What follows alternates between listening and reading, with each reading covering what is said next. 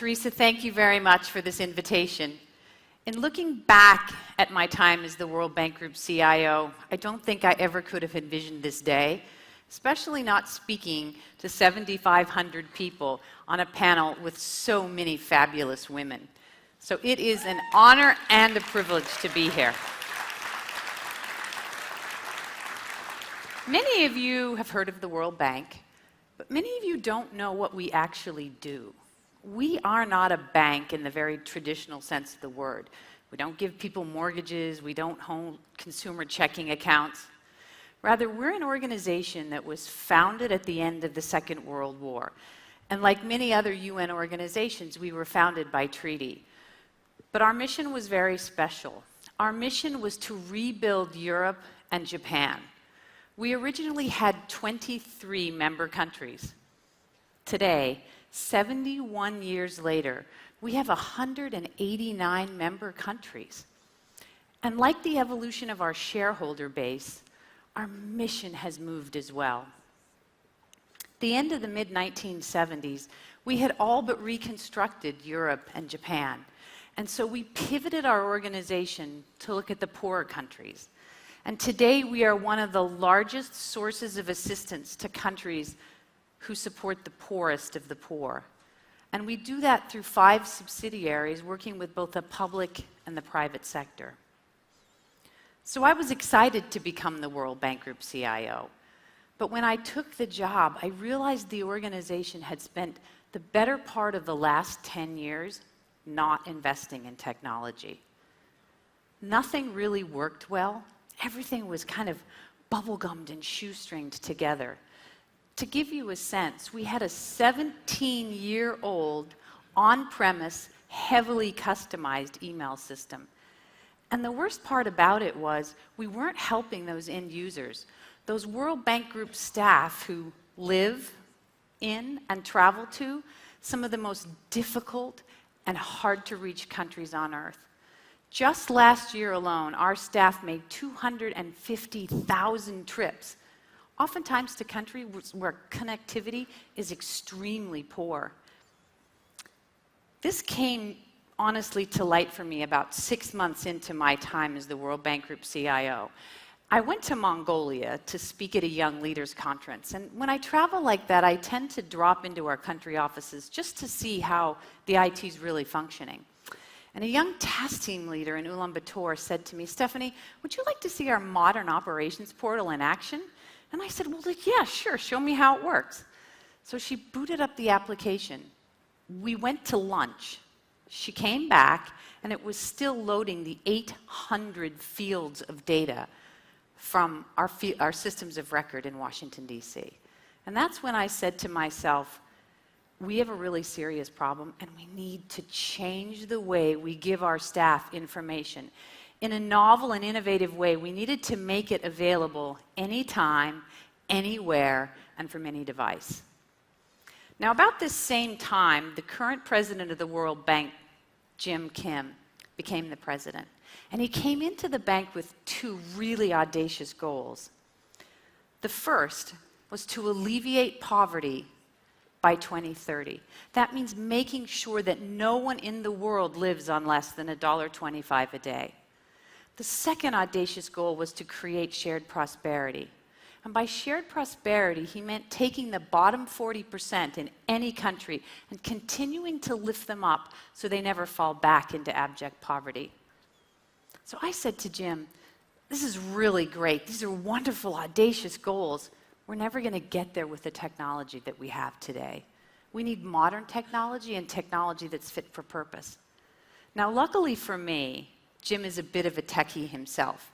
He understood what I was asking for, and he gave us the green light to go ahead. So my team and I sat down, and we created a very detailed, very innovative strategy, tied very closely to those twin goals. But when we took a step back, we said to ourselves, this is incredible vision, but without the right implementation plan, we're never going to make this a reality. So we've spent the last 3.5 years executing on that plan. We have ripped out and upgraded almost every single application and platform in the bank, and we've completely changed the technology landscape. So think back to that task team leader in Mongolia. How could it be that we could give her the data that she needed anytime, anywhere, from any device? And how could we make sure that she didn't have to dial back through a tiny little wire to a DC-centric, heavily customized application? Answering those questions required us to rethink the connectivity we provided to our country offices, the devices we were giving our staff, the applications we were developing and maintaining, the data centers we had, and perhaps most importantly, how could we use the cloud? And we really knew we needed to create a renaissance in IT at the World Bank Group. But having a cloud-first strategy and having cloud-first as a pillar in that strategy was not easy. Remember, when we started 4 years ago, there were no other UN organizations in the cloud. There were no multilateral banks working in the cloud. And even worse, there were no commercial banks or investment banks doing anything in the cloud. So when I went to our senior management and said, we really need to move the bank to the cloud, it was met with quite a lot of skepticism. In fact, one of the lawyers said to me, well, Stephanie, that would be like taking every bit of confidential information the World Bank Group had, packing it into a cardboard box, writing free on it, and putting it on the curb. And I said, well, it's not quite like that. It's a little different. So we got to the crux of the matter, and the crux of the matter really is about protecting our privileges and immunities. So I said at the beginning we were created by treaty, and what that allows us is that our files and our vaults are impenetrable by local law enforcement. You cannot subpoena the World Bank Group for information. So when I started talking about taking our data outside of our data center, outside of our firewall, our lawyers got a little uneasy. What we were required to do was actually work with outside counsel, and slowly but surely we put together a legal frame that our lawyers got comfortable with, our business was excited about it, and we were ready to begin to innovate technology in the bank in a way that we hadn't seen since we connected our country offices globally. First, we moved our email.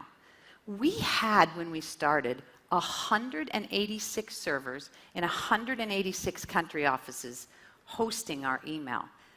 To me, that attack surface was more dangerous than putting our email in the cloud. We also had a substantial amount of adopted but unsanctioned use of cloud applications, primarily for file sync and share. Because if you go back to those 250,000 trips that our staff were taking, they wanted to be effective and efficient wherever they were in the world. And so they were using tools that they found that were helpful to them.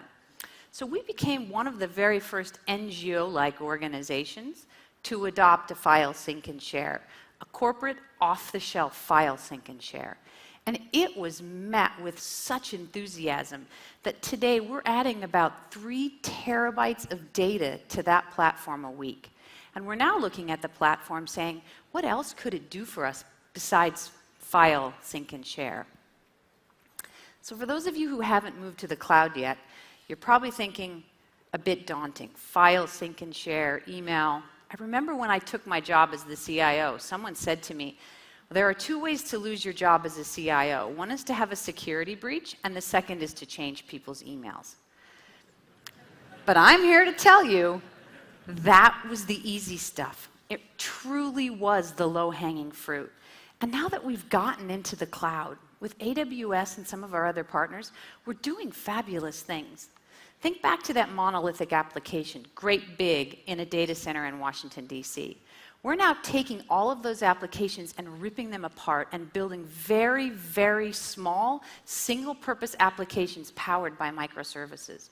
We're re-architecting all of our applications and delinking the end-user experience from the system of record in Washington, D.C. Again, making them faster and more efficient for our staff in the field. We're giving our economists in the cloud, on demand, massive compute power. This is allowing them to take data sets, very disparate and large data sets, geospatial data sets, sensor data ships, mobile phone data, and mash it together in ways we never thought possible to help us do one thing: find better development solutions. And we're doing all of this for the end user in mind, knowing that they can go seamlessly from a PC to a tablet and to a phone. In essence, what we're building is a brand new World Bank Group. All 250 of our major applications will be securely placed in the cloud. And we have found that working in the AWS environment has done many things for us. It's given us access to security tools we never had. It's allowing us to use containerization. And probably most importantly, what it's giving us is access to state-of-the-art applications that would have been too complex to bring into our environment and to replace what we already had. So you've heard me talk a bit about the cloud, and you're getting the idea that our original idea, save money, become more agile, secure our data, these are all things that we found possible in the cloud. But there were a couple of things that we didn't see coming. The first learning came to us in Afghanistan. So we have a compound in Afghanistan. We hold 125 of our staff in the compound in Kabul. Shortly after we gave people file sync and share in the cloud and email in the cloud, we needed to evacuate our team from Kabul and take them to a city in the north where we had never operated before. Luckily for us, our country director had said to all of those staff, hey, use these new tools instead of or in lieu of using those shared drives in the office. About the same time, we had started to play with some cloud-based unified communication tools, and we were able to take all 125 of those staff from Kabul to the north, and in 24 hours, they were fully functional. You'll remember in April of last year, Nepal was hit with an earthquake of 7.9 magnitude. I happened to be in northern India at the time, and we were hearing of casualties, building collapses, and other chaos. Only a few days before that earthquake, my technology team again had started to play with some unified communication tools in the cloud. And within hours, we were able to ensure that our staff and their families were safe. And as soon as we could provide backup generation, once again, they had access to their emails and their files from wherever they were in Nepal. Very similarly, in Burundi in May of last year, there was a military coup, and all of the UN agencies had to evacuate their staff immediately.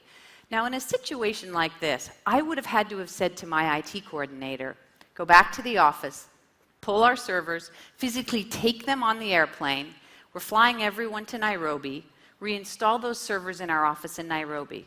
This might have taken a week, 2 weeks before we actually had our staff up and functional. In this case, in Burundi, we wiped the servers remotely. We made sure everybody left the country with a mobile device. We had offices for them in the Nairobi office, and they were ready to work within 24 hours. So for us, the cloud has brought some very unexpected benefits as well. So as an IT leader of 1,200 people, I never would have believed that the cloud would have created the creative energy and drive for change that it has at the World Bank Group. Today, when I meet staff, as opposed to when I started, they talk to me about how excited they are about the cloud, and particularly AWS, because it's helping us solve backup and storage and disaster recovery, but it's also helping us figure out how we can get better citizen feedback for the countries that we're working on with our projects. And now that we're in the cloud, I wouldn't say we're in the cloud. We continue to innovate, we continue to learn, and we continue to experiment. But at the same time, the world has seen more natural disasters in the last few years than we've seen in decades. Climate change is affecting everything that the bank is doing. And the world is experiencing the largest refugee crisis that we have seen in modern history. These things are making alleviating poverty that much more difficult for us.